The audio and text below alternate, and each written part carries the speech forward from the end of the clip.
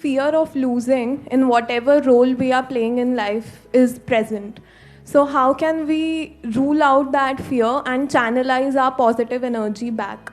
Fear of losing in different spheres of life. You're talking work related? Yeah, work that you're doing? Or any other relationship role. also? Both. Achha. How we can rule out that fear? You can never rule out that fear, क्योंकि वो fear किस पे based है? Reality पे based है या कोई imagination है? दो तरह के फियर्स होते हैं ना, एक है इमेजिनरी फियर्स कि ये हो गया तो क्या होगा, मान लो यहां पर भूत है, इससे हम डर रहे हैं, but that is an imaginary fear, that is not based upon reality. Reality क्या है कि there is a person whom you are in love with, जिसकी आपको आदत पड़ चुकी है, तो जैसे ही हम अलग होने के बारे में उस पर्सन से सोचते हैं तो डर लगता है. इनफैक्ट ये सिर्फ उस पर्सन के लिए नहीं है, किसी भी आदत के बारे में है. हमारे को आदत पड़ जाती है एक पर्टिकुलर सिचुएशन की, कुछ लोगों की, कुछ लोग होते हैं हमारी लाइफ में, कुछ सिचुएशंस होती हैं, तो उसके हाथ से जाने का डर लगता है. तो डर किस पे बेस्ड है? रियलिटी पे बेस्ड है, क्योंकि ये सच है ना, वो पर्सन जा सकता है या जा सकती है.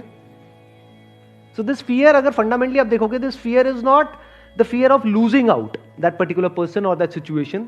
This fear is the fear of change.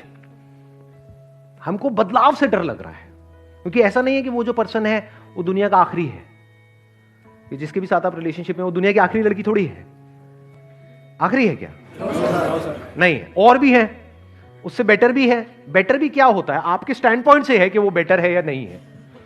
वही लड़की किसी को अच्छी लग रही होगी, किसी को बुरी लग रही होगी. This is just a stand point. Main point क्या है?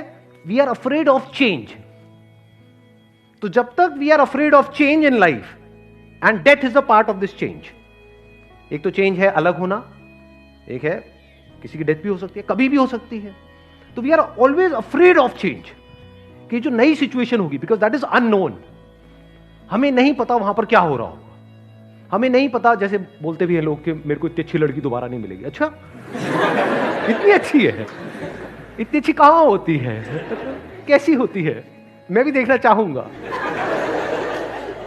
हमारा जो फियर है ना, अगर फंडामेंटली आप देखोगे, this is the fear of the unknown, this is the fear of change, कि ये जो मेरी कंफर्टेबल सिचुएशन है, अगर ये बदल गई तो क्या होगा. तो if you can embrace the unknown, and 99.99% of the life is in the sphere of the unknown. आपकी जो नॉलेज है that is very very limited. वो तो 0.00001% है, जिसके अंदर आप गोल गोल घूम रहे हो और उसको पकड़ करके बैठे हो. आप कह रहे हो बस यही लाइफ है.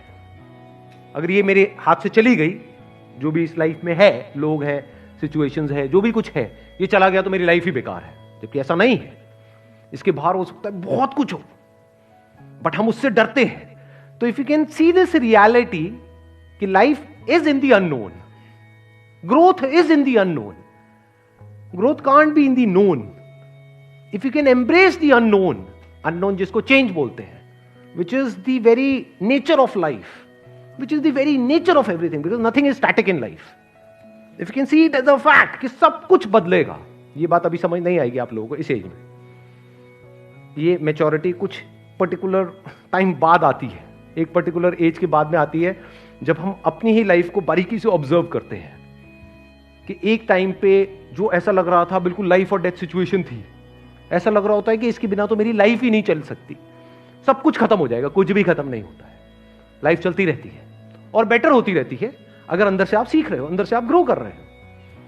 अगर वहीं पे स्टक हो गए हो, जो पास्ट में कुछ था, बस उसी में आप स्टक हो गए हो, तो you are not changing with life. Life बदल गई है लेकिन आप नहीं बदल रहे हो.